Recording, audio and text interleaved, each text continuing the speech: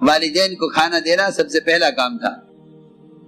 اس زمانے میں والدین ایک بوجھ بن گئے ہیں، اور والدین کو نہ پہچاننا اور ان کا مقام نہ جاننا یہ حیوانیت ہے، اس لیے کہ دنیا میں کوئی جانور ایسا نہیں ہے، دنیا میں کوئی جانور ایسا نہیں ہے جو اپنے والدین کو پہچانتا ہو اپنی ضرورت پوری کرنے کی عمر کو پہنچنے کے بعد۔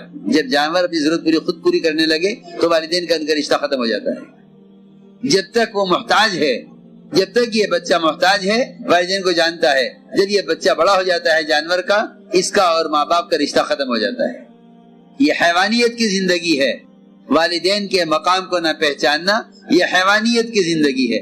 ایک دنیا میں کوئی جانور نہیں ہے جو بڑا ہونے کے بعد اپنے والدین کو پہچانتا ہو۔ جس بچے کو ہوش آ جاتا ہے ان کے والدین کا رشتہ ختم ہو جاتا ہے۔ چرنے والے جانوروں کو چرنا آ جائے، چگنے والے جانوروں کو چگنا آ جائے، اڑنے والے جانوروں کو اڑنا آ جائے تو ان کے والدین کا رشتہ ختم ہو جاتا ہے۔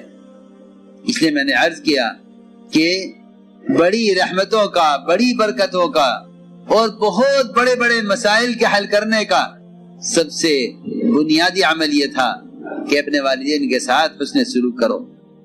بلکہ ایک روایت میں ہے کہ ایک صحابی نے آگر عرض کیا حضور اکرم صلی اللہ علیہ وسلم سے کہ یا رسول اللہ، میں نے اپنی والدہ کو اپنی پیٹھ پر لے کر 9 میل اتنی گرم زمین پر لے کر چلا ہوں کہ اگر اس زمین پر کچا گوشت کا ٹکڑا ڈال دیا جاتا تو وہ پک کر کھانے کے قابل ہو جاتا، اتنی گرم زمین تھی۔ یہ صحابی نے کہا اتنی گرم زمین پر کہ اگر کچا ٹکڑا گوشت کا ڈالا جاتا اس زمین پر تو وہ پک کر کھانے کے قابل تیار ہو جاتا۔ میں اتنی گرم زمین پر اپنی ماں کو پیٹھ پر لے کر 9 میل چلا ہوں، کیا میں نے اپنی ماں کا حق ادا کر دیا ہے؟ صحابی نے سوال کیا۔ یہ فرمایا حضور اکرم صلی اللہ علیہ وسلم نے کہ تیری پیدائش کے موقع پر جو اس کو درد کی لہریں اٹھی ہیں، شاید اس میں سے ایک لہر کا حق ادا ہوا ہو۔ وہ بھی یقینی طور پر نہیں فرمایا شاید ایک لہر کا حق ادا ہوا ہو، یہ فرمایا۔ میں نے عرض کیا کہ بہت سے حالات امت پر حقوق کی پامالی کی وجہ سے ہیں۔